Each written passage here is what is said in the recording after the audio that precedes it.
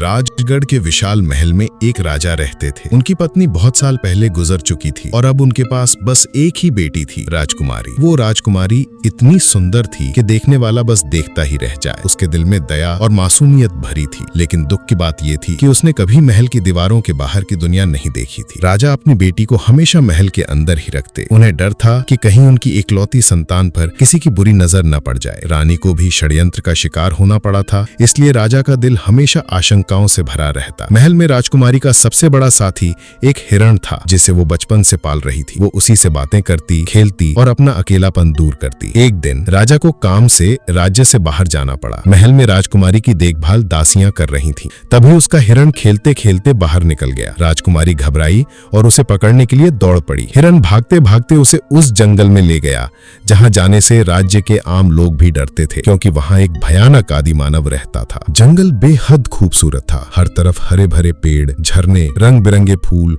और नदियों की मीठी आवाज। राजकुमारी के लिए ये किसी सपने जैसा था, क्योंकि उसने ऐसा नजारा पहले कभी नहीं देखा था। वो हिरण के साथ नदी किनारे खेलने लगी, पानी में उतरी और हंसते हुए झरने के पास बैठ गई। आदि मानव से पहली मुलाकात। तभी अचानक आदि मानव प्रकट हुआ। उसका रूप डरावना था। लंबे बिखरे बाल, शरीर पर केवल पत्तों और खाल का लपेटा हुआ कपड़ा और आंखों में जंगली चमक। उसकी नजर सबसे पहले राजकुमारी पर पड़ी। वो ठिठक गया। फिर उसने हिरण को देखा और अपने बचाव के डर से उस पर वार कर दिया। हिरण चोटिल हो गया और जमीन पर गिर पड़ा। राजकुमारी की आंखों से आंसू छलक पड़े। उसने तुरंत अपने कपड़े का टुकड़ा फाड़कर हिरण के घाव पर बांधा। आदि मानव हैरान रह गया। ये रो क्यों रही है? उसने सोचा। राजकुमारी ने कांपते हुए कहा, तुम्हें समझ नहीं आता? ये मेरा दोस्त है, इसे दर्द हुआ तो मुझे भी दर्द होगा। ये शब्द आदि मानव के दिल को छू गए। उसने पहली बार किसी इंसान को बिना डर, बिना नफरत और बिना हथियार के सामने देखा था। धीरे धीरे नजदीकियां। उस दिन के बाद राजकुमारी चोरी छुपे जंगल आने लगी। कभी फूल तोड़ती, कभी नदी किनारे बैठती और आदि मानव वहीं आ जाता।